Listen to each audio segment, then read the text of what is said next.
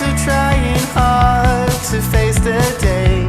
I'm getting soft to know when I will just let go and be myself. I'm not the one that could be made into a film that never screams, but people see and wonder, wow, was that all real? If I was... You're watching Triple A Backstage. We're doing burgers with bands at Chur in Fortitude Valley, Brisbane, and we're chatting to Hobart Curtis. There you go. So Hobart, the first question I got for you is you had an absolutely turned fan, Debbie, a few weeks ago create an amazing music video for your previous single. Yes.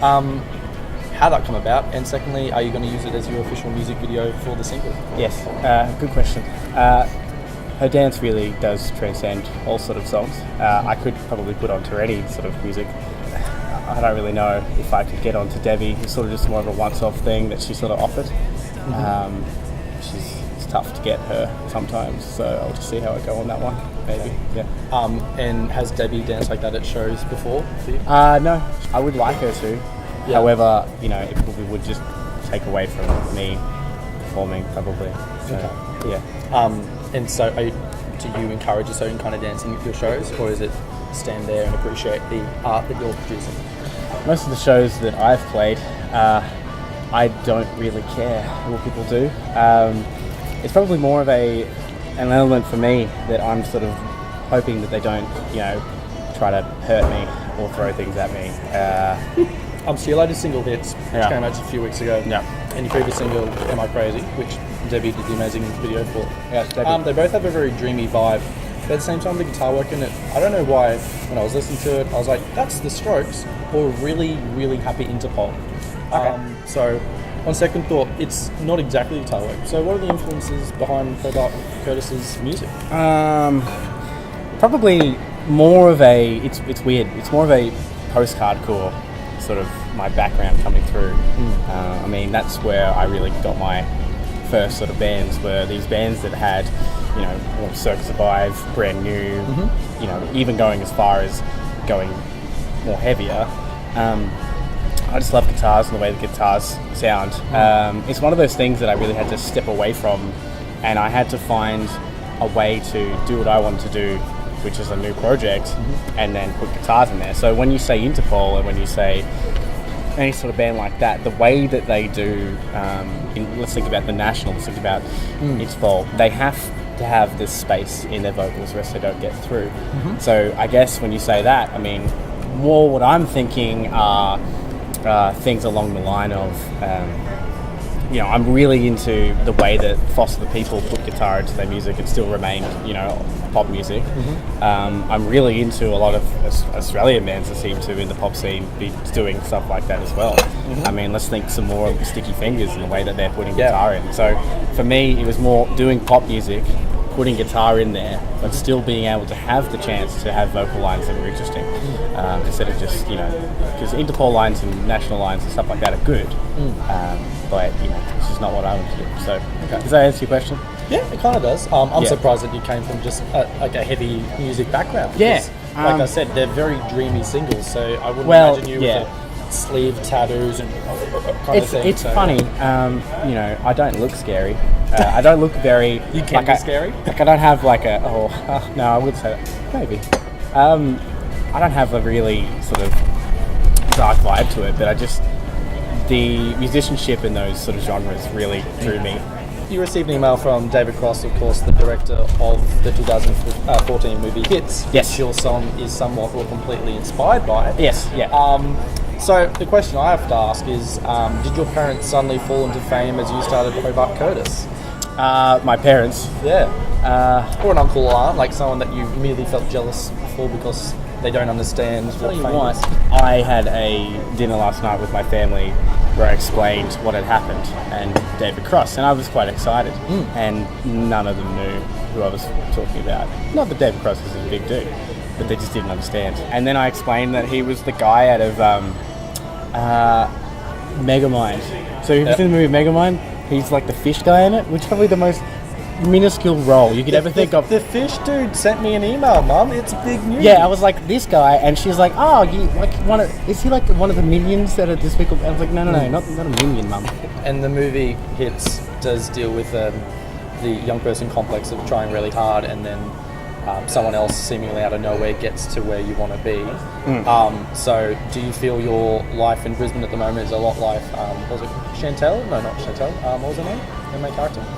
Oh, what's that? I don't know what her name Starts is. with the C. Oh, this is embarrassing. I just think I stayed up all last night watching the movie. Did you really? I did. I just think of the blonde girl. You never saw her as a person. I saw her as an archetype, or like sort of a parody to myself, which is why I watched it and I just couldn't help but just be like, wow, am I that girl who's singing in that car and she sucks, but no one else will tell her? Am I that girl who, she would do terrible things to get to where she would want to? Am I being a fool by saying that it's reasonable for me to get to that point? You know what I mean? So it took a lot for me to get through that movie, first of all, and then I immediately started writing demos after it, like literally straight up. No one was in the house for a couple of days, locked myself inside, was like, I'm gonna write songs because this is what I want to do. And then it was like a real prove it moment for me. And one of the demos sort of seems like the hits you know today, but it definitely evolved at the point, but it's strange. I mean, the movie is good, right? It's a really interesting sort of take on current sort of the way that all of this social media and all these things sort of work. Absolutely, yeah. For sure. Your song hits, the lyrics, especially the chorus together. On the outset, you're like, oh, this is depressing lyricism, but by the end of the song, it somehow comes across as also optimistic. And you talk about, you know you're not going to be someone, but at the same time, you feel like it can still happen. So my question is, at what point in your music career or your day job, whatever that is at the moment, what is the level that Hobart Curtis wants to get to for you to become someone, as you say? I think that's sort of the heart of my dilemma. How much is enough that I'm going to be happy? I mean, it's not as if I haven't had things happen to me that I thought were amazing, or that's the David Cross thing. I mean, that's pretty cool. I would have never imagined that's going to happen to me. Obviously, it's no Aria Award or something crazy like that. It was sort of me realizing I don't think I'll ever get to the point where I go, oh, well, I've reached my success bar. I've filled up on it, and then I'm just going to go and be happy now. I sort of was just like, no, well, that's not what my lyrics are just sort of saying, it doesn't matter what's going to happen. Like, even if I fail, I know I'll be someone, and then it's all more about being that someone than being, getting heaps of dollars and being able to. So you're more about the journey than the destination. You're over that destination. Yeah. So like in line with the big ass bite from the Chur burger. Where is the best place in Brisbane to get your Chur burger takeaway and a Milton Mango and just sit and enjoy the view? Where's your go-to view? I like that. There's some really dank looking alleys back there. You should definitely take it and just really embrace it. Rip up an alley with your Chur I could really rip up an alley with it. I don't know. I think that right here, if you walked right down there and walk to the edge of the Brown Snake, you could definitely find some nice parklands over, sort of near the parklands of New Farm. New Farm, yeah. I mean, New Farm, yeah. I mean, it's like I've just come to Brisbane for the first time. I've lived here forever. Brisbane artist, but Yeah, no, I really am. So that's where I would probably go, but no, the alleyway. Let's stick with the alleyway, for sure. National Burgers and Milton Mangoes and alleys. I think this used to be a really dank alleyway. Possibly. Well, yes. Well, it's good dank. It's good dank, not bad dank. So there's definitely a turn from those two, for sure. Well, thank you very much for the chat, Hobart. And I think we should end this with, I'm going to have another big old chip and you should have another big bite. I will have a slightly manly bite, for sure. Thank you, Chur burger. Yeah, that's what we've done. Yay! How was up?